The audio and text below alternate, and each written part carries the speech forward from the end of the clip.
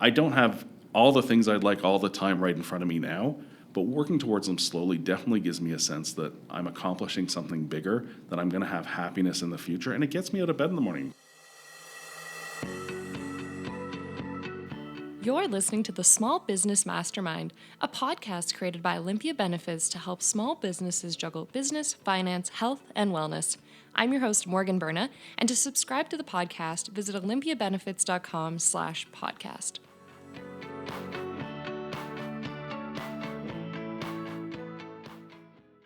Hello and welcome back to the Small Business Mastermind. Thank you so much for tuning into this episode. On this one, I'm speaking with Mark Kalinowski about debt management. We talk about the best and worst types of debt, how to recover no matter how in debt you are, how bankruptcy affects you long-term, and more.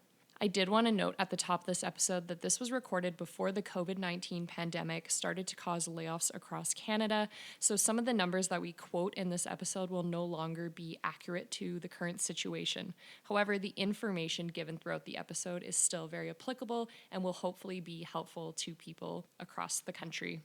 I'm sure this conversation is going to bring up a lot of questions, especially about our current situation. So please feel free to send any additional questions to podcast@olympiabenefits.com, and we'll do our best to answer them and get you the right resources.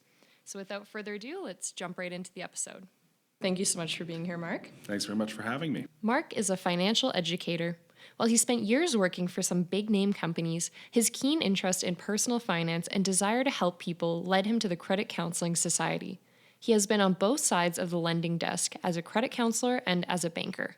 To better expand his knowledge of personal finance, he has completed many courses, including the IFIC, CSC, LLQP, AFCC, and the Insolvency Counselor courses. He is a certified educator in personal finance and believes that there is always a solution for any money issue. Could you start by telling us a bit about what your role is at the Credit Counselling Society? Well, I've been lucky. I've had two roles. I spent 5 years acting as a credit counselor where I deal with individuals or sometimes couples who have money issues, and they'd come and ask me a bunch of questions. And it was kind of a funny role because people would meet us in our lobby and shake our hands and say, "Oh, I'm so happy to be here." And they're not. Oh. And then often they'll come in and they'll cry or they'll fight or do what happens because there's a lot of stress. Yes. And most recently I've taken on this outside role. So I'm a financial educator and I'll go talk to businesses. I spend time at UFC and Calgary Police Services and a whole bunch of different places just talking about money. Oh, that's awesome. It's fun. Yeah. And what got you interested in helping people with managing their debt? Well, I was lucky that I'd done a lot of jobs. I've worked for some really great name brand companies like WD-40 and Whirlpool Maytag. Cool. But I also spent time with a couple of the big banks. And what I've discovered is that when people come into banks, they feel they're often judged. Either, yay, I got the loan, life is good, I can buy my house, my dreams are coming true. Yep. Or, no, you're a terrible risk, we're not giving you the money, and feel shame. Mm-hmm. And people shouldn't really feel that way. As a banker, I never implied any shame on anyone. But I think that's how people walk away when they leave. So doing this position, we're not judgmental. We're not going to give you a loan or anything because that's not what we do. We're just looking to help you find the solution that best meets your life and goals. So you were a banker previously? Yeah, I was a big banker. I had a big office in Bankers Hall, and I could give people all sorts of money. Cool. What amount of debt is common among Canadians? Well, that's an interesting question. I guess it depends on the type of Canadians. I saw a number on Global News. I think it was Global News. And they suggested that the average non-mortgage debt for Canadians was something like $22,000, $23,000 on credit cards and things like that. Mm-hmm. Of course, at credit counseling, because we see people that are maybe suffering and struggling a little bit more, if you take our organization as a whole, Ontario out to the West Coast, I think $30,000 would be our normal client. And in Alberta, we tend to be higher, around $35,000. And this is this is excluding mortgage. Is this excluding car payments? This is talking about unsecured debt. It's things like lines of credit, credit cards, payday loans. So like day-to-day purchases that are adding up over time type of Very thing? much so. And adding up over time is a good way to look at it for many people. Mm-hmm. What are some common reasons that Canadians fall into debt? The funny thing is everyone thinks it's because people are irresponsible and horrible. They just don't manage their money. And I guess especially being from Calgary where we've seen such, a period of happiness and great incomes to a point where we've really fallen off and people don't have those big paychecks anymore. The truth is it's usually because something that they don't expect happens. Yep. More often than not, job loss is a big driver of people accumulating debt because, of course, many people have EI, but when you drop from making $100,000 a year to making $24,000 a year, it takes a long time for your lifestyle to shrink and become accustomed to that. So people put it on their credit cards for a little while. A lot of that ties into not wanting to disappoint their families. Christmas just came by. No one's buying less gifts for their families because things have gone bad. They want to, perpetrate the myth that things are going well and they can keep going. Yeah. So job loss, sometimes separation and divorce, death, illness. There are those people that spend excessively. I won't say there aren't, but that's generally not the key driver into debt from where I sit. Yeah, a lot of what you're seeing is outside circumstances. Absolutely. That's a great way to put it. Is there a difference between good debt and bad debt? Very much so. Debt's a great tool. And when we're using debt as a tool, the whole idea is that it's going to enrich our life. And, I do a lot of presentations at school, and many students have student loan debt, which can be a great thing so long as it's going to help you prosper in the future. I have a history degree. Honestly, they're not calling out for a lot of historians right now. I don't know if going back 20 years I'd be so eager to get a history degree. Yeah. But if I'm going to be an engineer or someone in communications, a doctor, that, of course, will make your life better. And sometimes houses are the same way. I often look at houses as forced savings accounts. They're really hard to get the money out of, and you put money in for a long time, but at some point you own a hard asset that you can sell for cash. Sometimes small businesses can be a great way to use debt to grow and build a great life. Where you're using debt for consumerism, out and out, going on holidays and not being able to pay them off. When I see people buy, $100,000 pickup trucks, I know they're advertised for $29.99 or whatever in the newspaper, but you walk out with a $100,000 car loan, I am concerned that they're buying into a lifestyle they can't afford. On cars, would all car purchases be a bad debt, or would it be okay if it's within your means or if it's a smaller amount?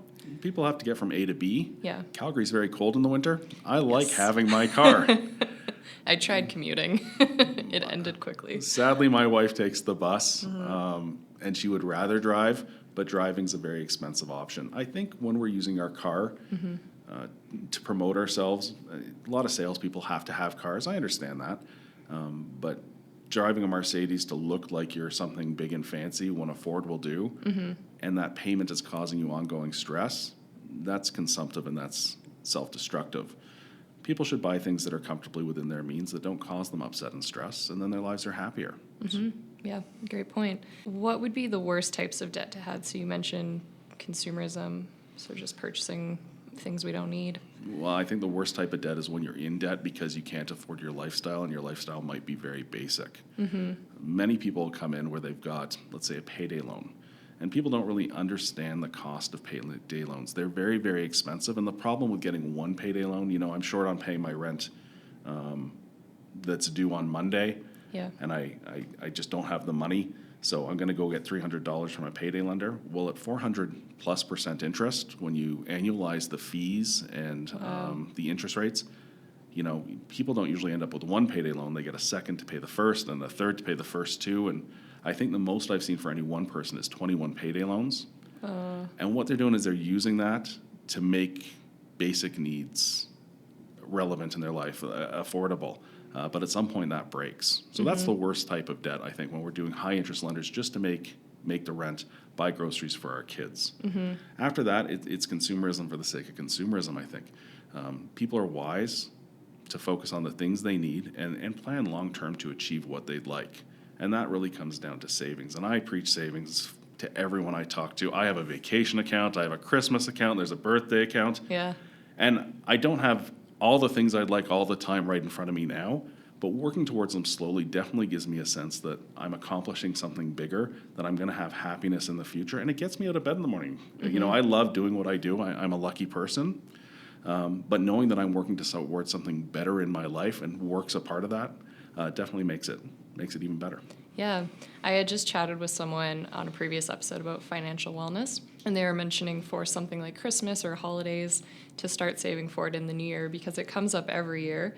And I think the majority of us act surprised every time we get that bill in January and we're like, oh, how did this happen? Well, Blue Monday in January, Yeah.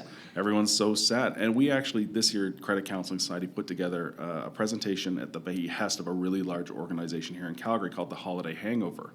Okay. Because that stress that carries over from the holidays eats into, an employee's productivity and their overall wellness and happiness. So I think it's a big thing that we're careful and we do save.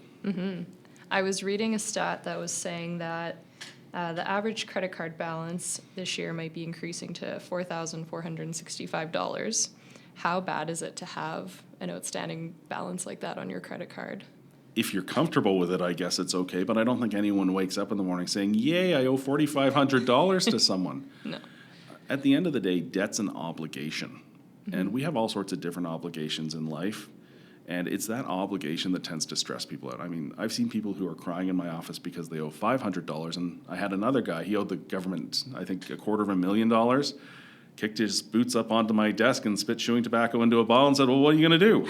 It's all relative, but it's the sense of obligation that we have to work towards accommodating that often freaks people out. And with credit card debt, because it can be so long lasting, I mean, if you owe a $5,000 credit card and just make the minimum payments, and a regular credit card, one that everyone has at 20% interest, it would take you 65 years to pay off that credit card.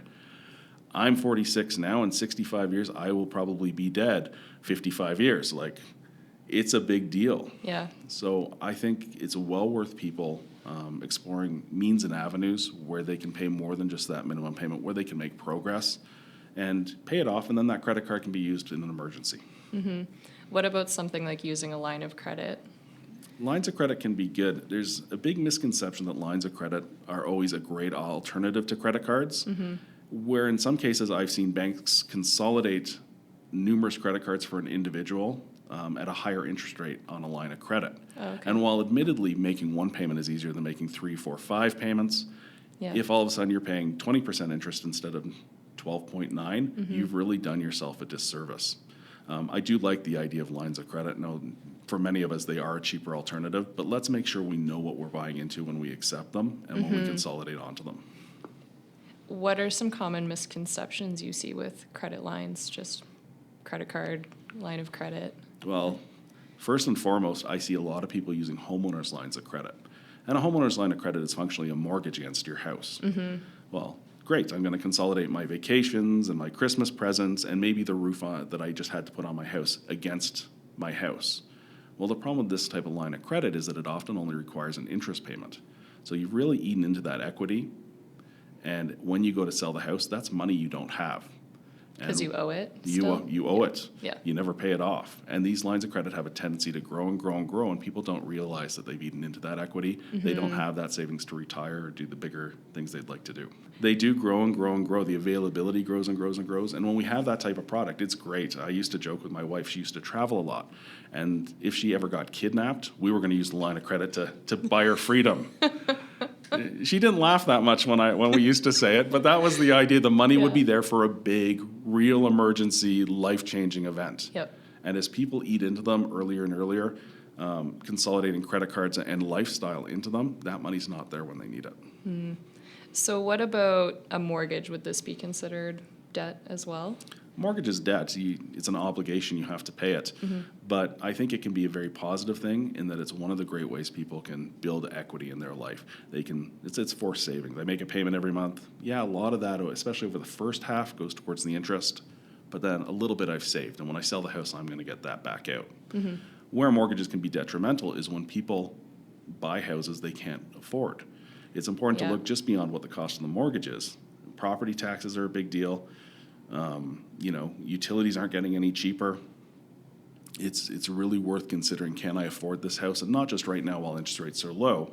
I think my mortgage right now is probably below 4%.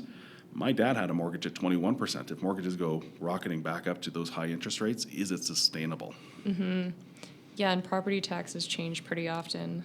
Ever see them go down? No. No, me either. Oddly enough, and I was telling someone this, I bought a house about a year ago, and it's a pretty fancy house for me. I lived in a little box for a long time. We bought this big house, but my house diminished, according to the property tax roll, by about $60,000, and yet my property tax seems to have jumped up about $500. Interesting. Interesting and sad. I was reading that the average mortgage by the end of this year is going to be around $286,000, which, coming from BC, sounds pretty good. Well, and I'm from Toronto originally, and I'm looking at Yeah. my family. My brother, he bought a normal house, and now it's $1 million house. Yeah. Great, but that money's not accessible until you sell it, or unless you use your homeowner's line of credit. And yeah, Calgary's still cheap. For someone who's debating, I'm not sure this is in your wheelhouse, debating mortgage or renting, would you have a suggestion either way? I've owned 2 houses at once. Honestly, in terms of housing, it's up to you which way you want to go. And the nice thing about a house is that it is forced savings to some extent. The drawback is that there are many costs as you go along. Roofs need to be replaced, furnaces go. You're just going to update it and decorate it. When I looked at the difference between owning and renting, because there is a saying, rent and invest the difference. So long as you're very dedicated in investing the difference, you're still going to come out with a big whack of money in the end. And it just comes down to a question of markets. How have interest rates played? How's the stock market done, or whatever you've invested in? If you rent and invest the rest, I think you could probably stay pretty close to having bought the house in the first place. But a lot of variables come into terms with that. It's up to you as an individual. Yeah. Having been a homeowner, I'm looking forward to renting when I retire, because we'll pick up and we'll travel and we'll do all sorts of different things. And if we don't like it, we'll move. But I do enjoy the security having kids at home still. Yeah. I enjoy right now being able to call my building manager and say, drawer broke, come fix it. It's nice because when the drawer breaks at home, it's, hey, you, get up here and fix it. So, Can you talk a bit about what the consequences would be of not repaying debt on time?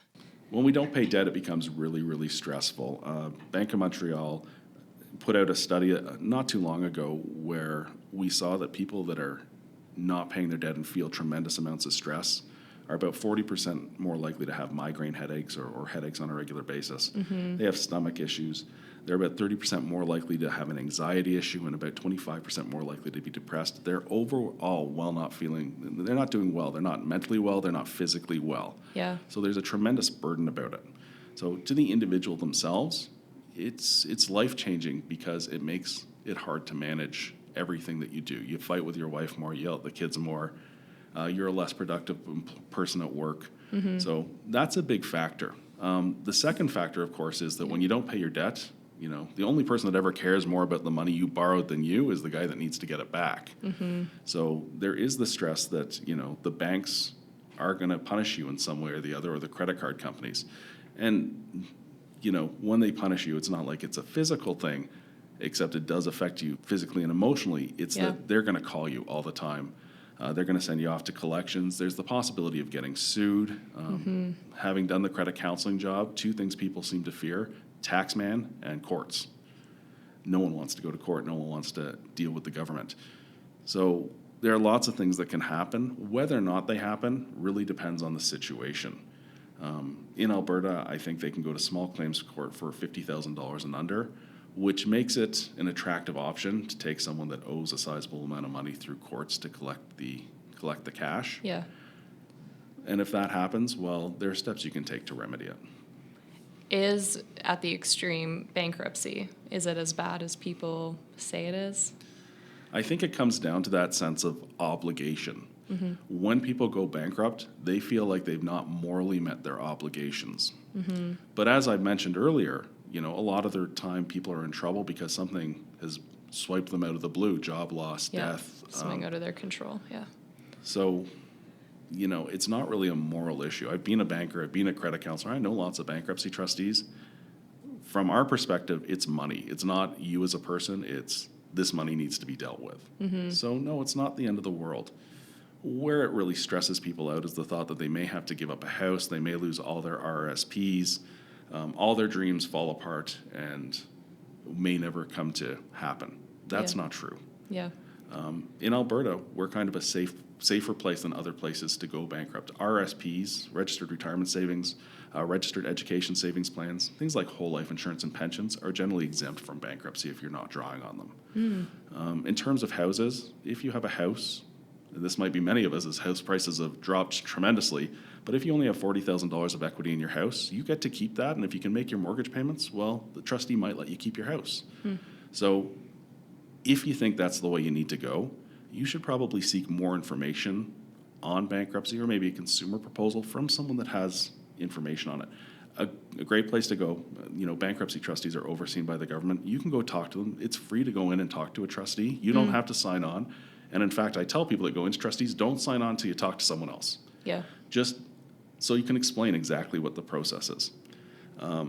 Nonprofit credit counseling agencies are a great place to go. Credit Counselling Society, the place I work, or Money Mentors in Alberta is a good place to go talk to. They're all nice people. They're going to give you the straight scoop.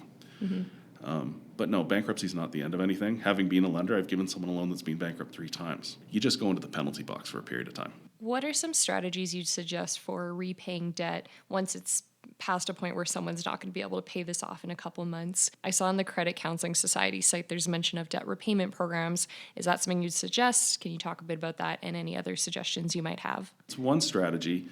When people have debt and they're struggling, I think the first thing to do is go and look at the things you can act on your own. First and best is go to your budget. It always sounds trite and people roll their eyes when I say it, but have you tracked your expenses? Do you know what you spend on coffee? And everyone goes, yeah, it's like $3 a cup. Well, I'll tell you, I used to drink 8 extra large Tim Hortons every day. And people say, no, that's not true. Honestly, it was 8 extra larges every day. It was $15 a day on coffee. That was my habit and my hobby, and that's what I did. Yeah. That's like $5,500 a year. It's a lot of money on coffee. Is that something you can change? I am now so cheap because I've watched people drink all this coffee on their credit cards that I drink instant at home. Yeah. It doesn't taste good, but it's still coffee. Yeah. It's a change you can make. You're just getting the drug anyway. I just want the caffeine. So it's one example, but what can you change in your own life? Go back, revisit your budget, track those things that bring you happiness or that go in your mouth and say, hey, can I make a change? Sometimes that's enough where you can really start putting money towards debt. If that doesn't work, the people that are most interested in the money are the lenders. Go talk to one of them. Your banks are there to help you. I've never known a banker who did not want to help their clients. Bankers want you in mortgages. They want you to invest. They want to help you if you can't, so you can in the future. Talk to them. They will help you. They're nice people. If the banks can't help you, that's when things get a bit more difficult. We've seen a lot of people actually go and talk to their elderly parents about helping them out. I've lost my job. I can't pay my mortgage. What am I going to do? If your parents can help you, or if you have friends or family that can help you, that's fantastic. Make sure you're not putting them in a situation where they fall into a rut and can't get out of it. And that's kind of happened a fair bit in Calgary lately. Seniors are the fastest growing number of people coming into credit counseling as of late. Some people can sell stuff. You own a house?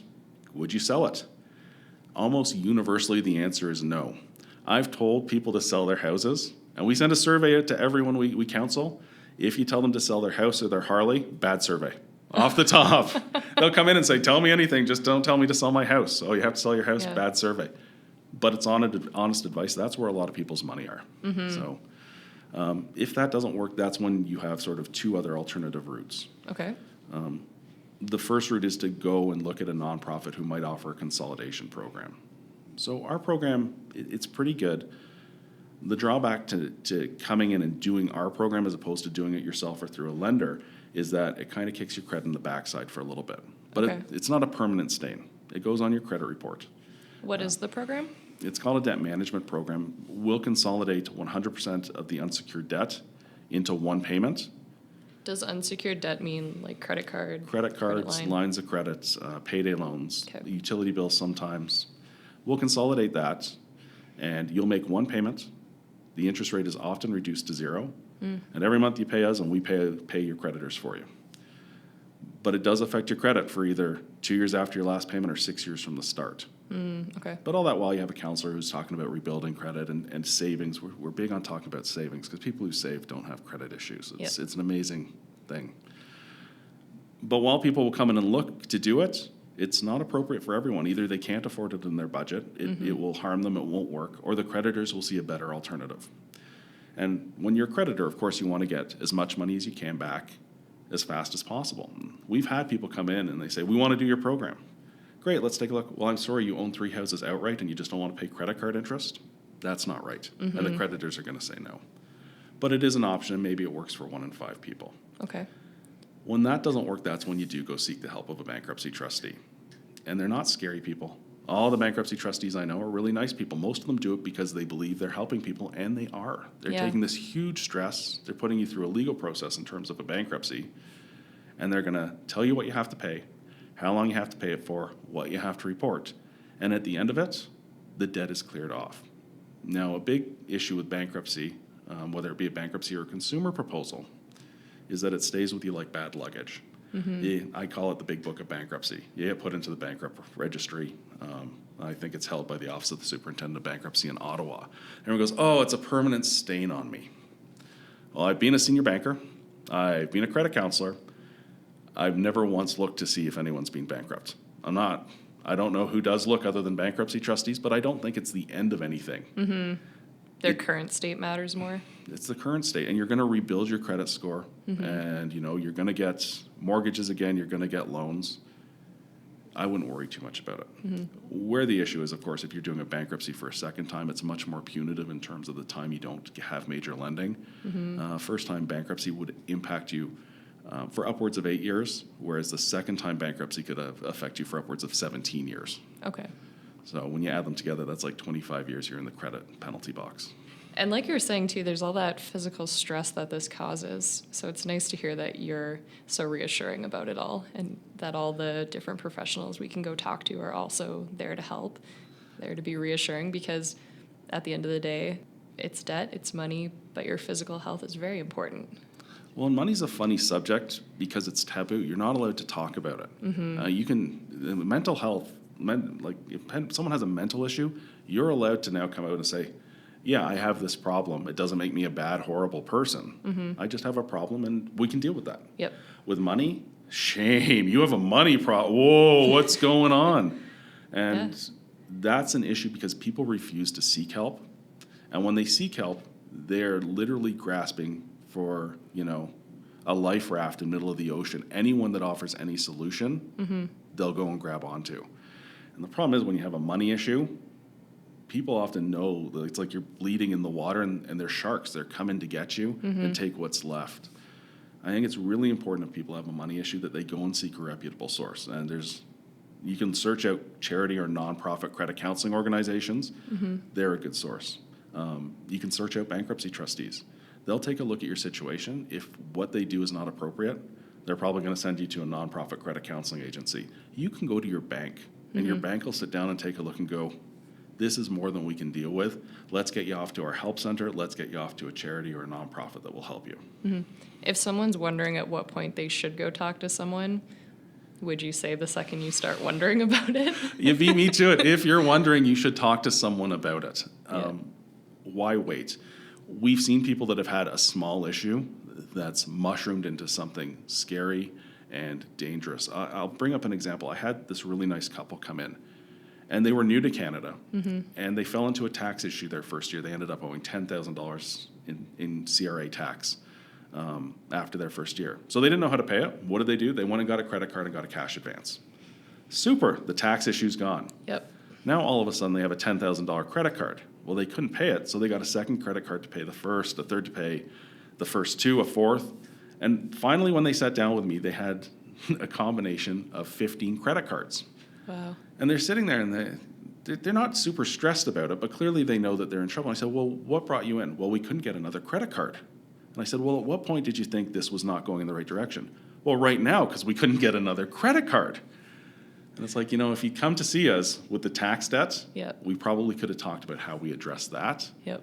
And you would now own a condo instead of rent a condo. You would own a car instead of lease a car. You would have retirement savings. So the minute you think you need help is the minute you need help. But it is a good point. We don't talk about it. And if there was more talk about it, maybe they would have known to go talk to someone right away instead of trying to find solutions on their own.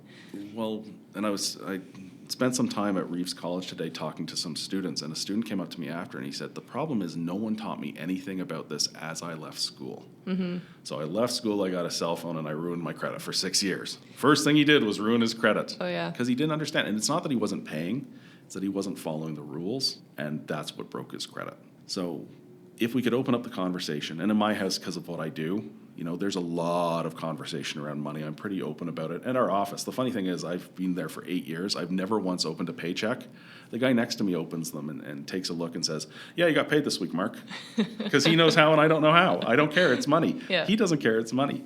But for everyone else in the world, it's just this big wall that they're afraid to peek around. But yeah, there's a lot of shame tied to money, and it's unfortunate because it's this huge stressor. It impacts everything we do. It keeps us from achieving our dreams. And if we just had the conversation, everything would work out smoothly for everyone. What are some ways that people can rebuild their credit after they've gotten themselves out of debt? Well, you can actually rebuild your credit while you're still in debt. Okay. In terms of going and doing a bankruptcy or consumer proposal or a consolidation program through a nonprofit organization, it's quite possible that you could start with a secured credit card. And a secured credit card means you're probably going to a credit card bank. I'm going to pull Capital One, for example, a big, well-known credit card bank. And you're going to apply for what's called a secured credit card. They're going to ask you for $500 as an example. And they're going to put that in a savings account. And then they're going to give you a credit card with a $500 limit. And if you pay that credit card, it will grow your credit. It reports exactly like any other credit card. You have to pay interest on it when you don't pay off the balance in full. But over time, they're going to see that you're a great bet, and they're going to say, you know what, you use this credit card perfectly, here's your $500 back. Go on with life. Oh, interesting. Okay. If, however, Yep. you get that credit card, you tap it out, you don't make any payments on it, they're going to take that $500, report negatively on your credit report, and pay off your credit card for you. So that's a great way to start rebuilding your credit. A lot of people talk about buying cars when they have bad credit to sort of improve their credit score. I hesitate on that because quite often if you have really bad credit, the interest rate on a car loan can be upwards of 30%. And cars depreciate at a ridiculous rate anyways. Yes. So if I have a 30% credit card and my car depreciates by 25% the first day I drive it off the lot, I'm 50+% to the negative. Yeah, those first couple miles, and you're like, oh no, I'm poor lost again. 10 grand on this car. But the other thing is when you have really bad credit, you'll go into some car dealerships and they'll point at the cars they're going to let you buy. This one's been on the lot for a long time, and yeah, it's got a crack in the windshield, but that's the car for you because I'm not selling you the nice one next to it. That's not fair either. Yeah. So I don't really like people purchasing vehicles or going to credit rebuilding companies where they sell you something at an inflated price and then have you pay for it over a long period of time at high interest rates. Better to be patient, start with a secured credit card, maybe get a cell phone where you're buying the phone from the company. That can help report positively on a credit report as well. Okay. And your credit can actually rebuild quite quickly once the bad information has fallen off it. What are some tips you'd have for people to avoid debt? So you mentioned savings. Why aren't we doing it? Because we have no patience, if you ask me. And I'm an anomaly. Like, I love saving money. You know how some people will go out and they will see something and they'll buy it and they'll hug it. My daughter got new Converse me. shoes. She loves these shoes. Look at these shoes I bought. They're great. Yep. Yeah, when I buy, it actually hurts me to physically go spend money at a store. I'm not allowed to take the kids shopping because I refuse to buy them stuff. I love to watch the money grow. It's reinforcing, and I know the great things are happening. Other people like to buy. They get that immediate hit of adrenaline. Yep. People don't have patience. You know, if I want to go to Vegas and I can't save $39 every 2 weeks to go at the end of the year, well, I'll just put it on my credit card. Well, if you can't save, you can't pay your credit card off. When you can't pay your credit card off, there's no more trips to Vegas. It's really about putting the cart before the horse, and saving's the key way we do it. Did you have any other suggestions? Well, I'm going to take you back to that tracking. Again, if we're not drinking coffee all the time, if we're not smoking cigarettes, or if we find a cheaper way to do it, let's do the cheaper thing and then put the rest of the money aside. And savings can be automatic. A lot of people treat it, oh, it's so hard. All my savings comes off my paycheck the day I'm paid. Like, I'm asleep in bed and I get paid. 30 seconds later, the money's off to Sun Life or Bank of Montreal or wherever else I'm saving money. I don't even feel it. What's in my checking account is mine to make life work. It's much less painful when it comes out automatically, I find. You just don't see it. And I'm terrible. If my son says I need $20 for a field trip, say, oh, I'll go get it for you first thing this morning, Henry. Get $20, I buy coffee. On my way home, I stop at the bank, get another $20 and give it to him. I'm out $40. I wanted to ask what you thought of this. So I was reading that the outstanding credit card balances in Canada the third quarter of 2019 have exceeded, it was $100 billion. What kind of debt does this do to our country, with us each having so much personal debt? Well, it's risk. Of course, people use debt to buy things they like, and that drives economic growth because we make more of the things we like and people are employed as a result. But at some point, people carry so much debt that they can't buy anymore, that they're at the point where they actually have to address the debt and start paying it down. What happens when we can't borrow anymore and we can't go buy new cars and we can't go buy new washing machines and, we're struggling to pay our mortgage or we can't pay our mortgage? Everything sort of stops. So we do put ourselves at risk that the economy will get worse, which spins negatively because when the economy gets worse, people lose jobs, people can't pay their credit more, and it just becomes more and more damaging. You do say that people offer you credit all the time, and I agreed, they offer me. I was in my bank the other day, getting a new bank card, something silly. Yeah. And first thing they say is, oh, you've been approved for a $15,000 line of credit. Yep. I said, woohoo. Oh, can we sign you up for that? No. Yeah. The teller was not happy with my decision not to take it. Oh, they never are, yeah. I have a line of credit. I have a credit card. I don't need another line of credit. Well, it doesn't cost you anything if you don't take it. Well, what if someone steals it? Yeah. Gets my checkbook and writes checks. How hard am I going to have to fight to get you to cover that? There is a cost to it. And my peace of mind isn't worth more credit. So if you can say no, so much more the power to you. So it sounds like it all comes down to live within your means, track what you're spending, save, try to make it automated. Really, it's so simple. It's so straightforward. And we all struggle with it because we don't talk about it. Yeah, I think that's a great start to the conversation. Excellent. Did you have anything else you wanted to add? Well, I could add in terms of credit rebuilding, another really important fact is to not apply for credit all the time. Okay. When we apply for credit all the time, every time we apply, our score goes down a little bit. And the other thing is not to use too much of the credit we have. We talked about that Capital One credit card, that secured credit card with a $500 limit. Yeah. We really don't want to exceed 50 to 60% of that limit. Like never for a minute go over $300 of that $500 credit card because it looks like you need the credit to get by and your score starts to drop. Okay. So 3 important keys. Pay on time all the time. Don't use too much of the credit you have and don't apply often. That's great.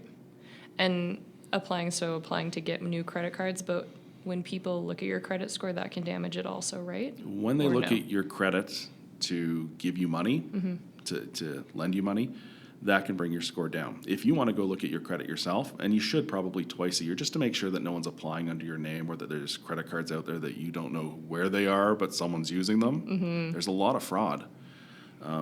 If you look for yourself, it doesn't hurt. If I look as a credit counselor, because I'm not lending you any money, it's fine. But anytime someone looks with the purpose of giving you a loan, that brings your score down a little bit. Thank you so much for tuning into this episode of the Small Business Mastermind. I hope you enjoyed the episode and that you got some useful advice out of it.